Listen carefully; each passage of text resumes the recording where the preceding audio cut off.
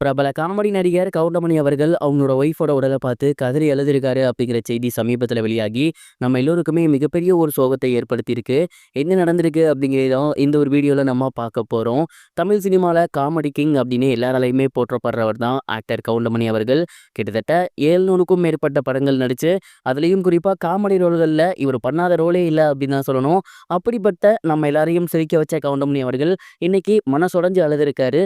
அதற்கு காரணம் அவரோட மனைவி சாந்தி இன்னைக்கு இறந்து போயிருக்காங்க.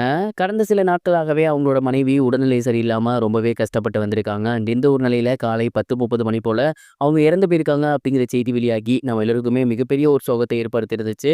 தொடர்ந்து ரசிகர்களும் சரி, திரைப்பிரபலங்களும் சரி தங்களோட கண்டோலன்ஸை பதிவு பண்ணி வந்துட்டு இருக்காங்க. தேனாம்பேட்டையில் இருக்கக்கூடிய அவரோட இல்லத்துல தான் அவங்களோட உடல் வைக்கப்பட்டிருக்கு. இந்த ஒரு நிலையில கவுண்டமணி அவர்கள் அவங்களோட மனைவி உடலை பார்த்து கதறி அழுதுருக்காரு அப்படிங்கிறதே தெரிய வந்திருக்கு. அதற்கு முக்கிய காரணம் கவுண்டமணி அவர்கள் ரொம்பவே ஆசையா காதலிச்சு கல்யாணம் பண்ணவங்க தான் சாந்தி. அப்படி ஆசையா காதலிச்சு கல்யாணம் பண்ண அவரோட மனைவி இன்னைக்கு உயிரோட இல்லை அப்படிங்கிறது கண்டிப்பா அவரை எந்த அளவுக்கு உடல் அளவுலையும் சரி, மனதளவுலையும் சரி நொறுக்கி போட்டிருக்கும் அப்படிங்கிறது நாம சொல்லி தேவையில்லை. அந்த ஒரு விஷயத்தால தான் அவர் ரொம்பவே எமோஷனல் ஆகி அவங்களோட மனைவியை பார்த்து ரொம்பவே எமோஷனலாகி எழுதியிருக்காரு. குறிப்பா நீ இல்லாமல் இதுக்கப்புறம் எப்படி இருக்க போறேன், இத்தனை வருஷமா நான் என்ன பண்ணாலுமே என் கூட ஆறுதலாக நின்னது நீ தான், எனக்காக நின்னது நீ தான். இந்த ஒரு முதுமை காலத்துல இதுக்கப்புறம் நீ இல்லாம எப்படி இந்த வாழ்க்கையை நான் ஓட்ட போறேன். கிட்டத்தட்ட எவ்வளவோ விஷயங்களை நம்ம பார்த்துருக்கோம், ஃபேஸ் பண்ணியிருக்கோம், ஒன்றா இருந்திருக்கோம், அது எல்லாத்துலேயுமே ஒன்றா கடந்து வந்திருக்கோம். ஆனால் இன்னைக்கு இதுக்கப்புறம் நீ என் கூட இல்லை அப்படிங்கிறத என்னால் ஏற்றுக்கவே முடியலை. என்னைய கடவுள் முதல்ல கொண்டு போயிருக்க கூடாதா அப்படின்னு ரொம்பவே எமோஷனலாகி அழுத்திருந்திருக்காரு. கணவன் இல்லாமல் கூட ஒரு மனைவியால் தைரியமாக வாழ்ந்துட முடியும், ஆனால் ஒரு மனைவி இல்லாமல் கணவனால் தைரியமாக வாழவே முடியாது. அந்த ஒரு விஷயம் தான் கவுண்டமணி சாருக்குமே நடந்திருக்கு. அதுதான் அவருமே சொல்லி எழுதிருக்காரு. இவரு இப்படி தேம்பி எழுதுறதை பார்த்து அது இறந்த எல்லாருக்குமே மிகப்பெரிய ஒரு சோகம். நம்ம எல்லாரையுமே வயிறு குலுங்க சிரிச்சவர் இன்னைக்கு மனசு விருத்து அழுகிறத பார்க்கும்போது உண்மையிலேயே மிகப்பெரிய ஒரு சோகமா தான் இருக்கு. இந்த ஒரு விஷயத்தை பத்தி நீங்க என்ன நினைக்கிறீங்க? மறக்காம கமெண்ட் பாக்ஸ்ல ஷேர் பண்ணுங்க. இது ஒரு புறம் இருக்க ஆக்டர் அண்ட் ஆங்கரான டிடி அவர்கள் சமீபத்தில் ஆக்டர் அஜித் சார் கூட நடிக்கிற வாய்ப்பை மறுத்துட்டேன் அப்படின்னு சொல்லியிருக்க விஷயம் ரொம்பவே வைரலா போய்கிட்டு இருக்கு.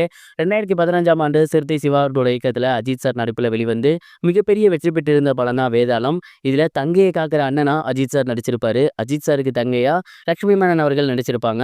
பட் இந்த ஒரு கேரக்டருக்கு ஃபர்ஸ்ட் டிடியை தான் அப்ரோச் பண்ணியிருக்காங்களாமா. ஆனால் அந்த ஒரு டைம்ல தான் டிடிக்கே ஆப்ரேஷன் நடந்திருக்கு. அண்ட் அதனால அவங்க என்ன படம் என்ன ரோல் அப்படின்னு எதையுமே கேட்காம என்னால் நடிக்க முடியாது அப்படின்னு மட்டும் சொல்லியிருக்காங்க. பட் ஃபர்ஸ்ட் டைம் நமக்கு ஒரு ஆப்பர்ச்சுனிட்டி வந்திருக்கு, அது யார் என்னன்னு கேட்டுட்டு அவங்கள்ட்ட சாரி கேட்போம் அப்படின்னு விசாரிக்கும் போது தான் தெரிய வந்திருக்கு அது அஜித் சாரோட வேதாளம் படம். இந்த ஒரு விஷயம் எனக்கு தெரிய வந்ததுக்கு அப்புறம் நான் பயங்கரமாக ஷாக் ஆகிட்டேன். அட பாவீங்களா, இதையா நான் வேணானே அப்படிங்கிற மாதிரி இருந்துச்சு. பட் எனிவே எது நடந்தாலும் நல்ல இதா அப்படின்னு நான் எடுத்துப்பேன். அந்த மாதிரி தான் அதையும் நான் எடுத்துட்டேன். அதுக்கப்புறம் அஜித் சார்ட்டே சரி, சிறுத்தை சிவா சார்ட்டே சரி, இதை பற்றி நான் பேசியிருக்கேன் அப்படின்னு சொல்லியிருக்காங்க.